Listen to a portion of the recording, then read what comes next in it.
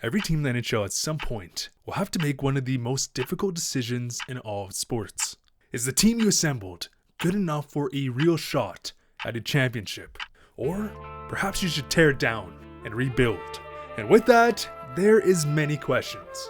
Do you make a massive splash in free agency? First things first, I've got to pinch myself. I can't tell you how happy I am to have Zach and Ryan with us here today. Signing franchise-altering pieces. Do you have no direction but luckily somehow win every NHL draft? Or do you sacrifice your future, trading for pieces that may just cement your franchise at Stanley Cup? So many choices, so much on the line. But let's think this through. Because from a surface level, teams do only have several options. Drafting. Teams who focus on drafting and developing have the benefits of having more depth, usually with better value contracts.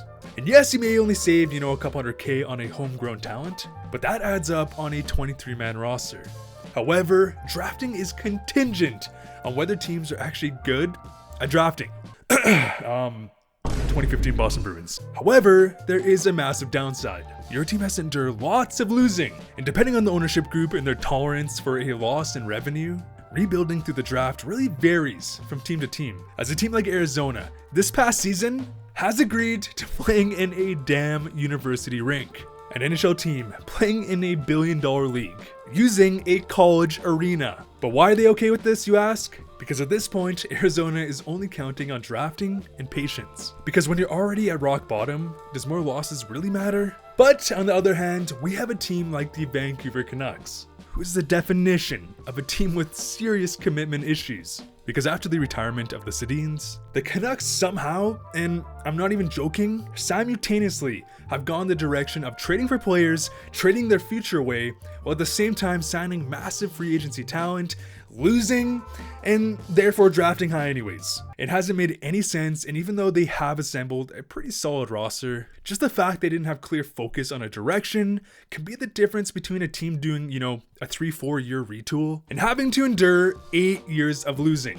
Focusing on a direction like drafting, yes, there is short-term pain, but with the right scouting and leadership team, drafting and patience can seriously lead to a dynasty.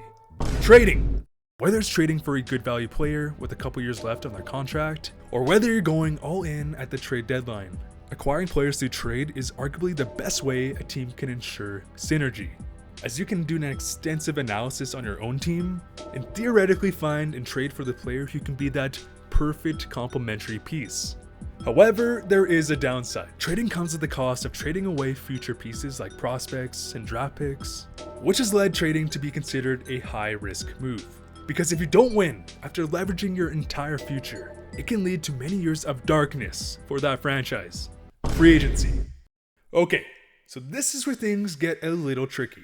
Yes, you can go into free agency on a mission and sign the perfect piece for your roster, like the Blackhawks giving Hossa a 12-year contract. Hot damn! Rebuilding through free agency also comes with a massive downside. Not only do you usually have to pay a premium in free agency, as you are bidding against many other teams, and it can literally lead your team to be mediocre for a decade if you sign the wrong pieces. Case in point, the Minnesota Wild, because in the summer of 2012, the Minnesota Wild were on a mission, as they would sign Ryan Suter and Zach Parise to, and I'm not even joking, a 13-year, $98 million contract, times 2, and this single move was either going to allow the Wild to theoretically pay for their success. However, with the massive risk that this would blow up in their faces and they would be stuck with 2 untradeable contracts for 13 years. And what happened, you ask? The latter, as the Minnesota Wild have been the very definition of mediocre. And not until 10 years later, after, ironically, they bought out their contracts, have they been actually getting back on track. Meaning, this free agency strategy set back the Minnesota Wild 10 years. So even though free agency can be an amazing way to pick up talent without having to trade your valuable assets, depending on your strategy, who you are targeting, it can literally cause chaos within your organization for a decade. Which now brings us to Steve Yzerman, Stevie Y. Because after being drafted 4th overall in 1983, Yzerman would go on to be a cult hero.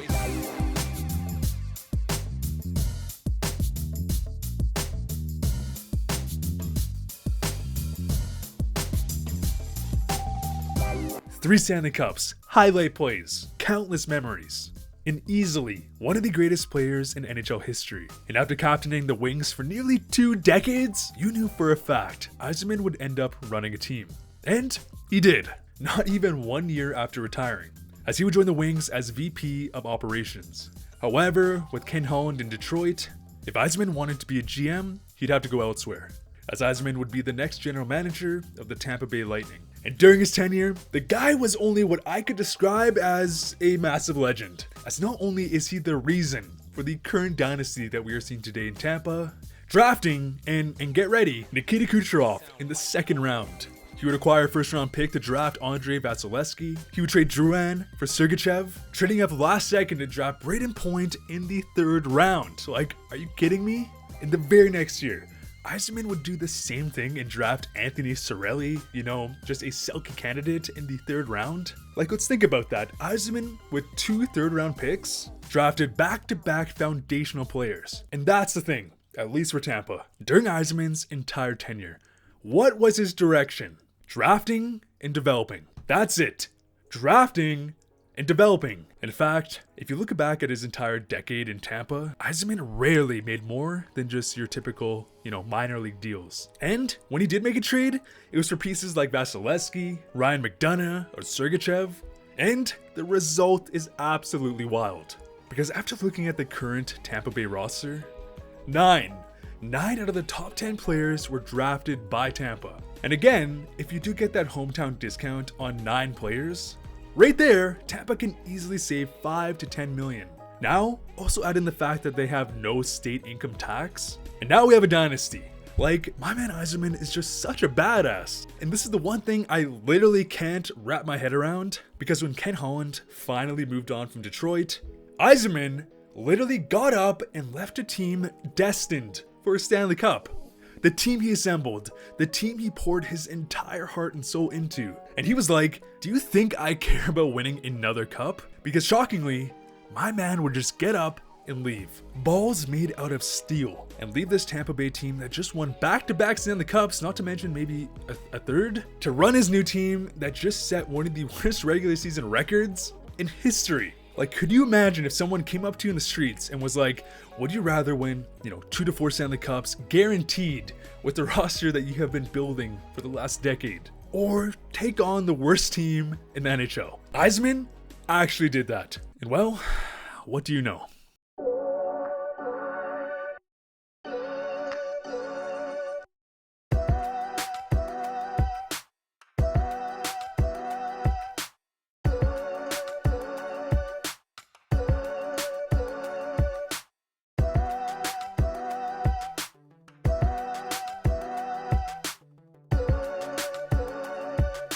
That son of a bitch.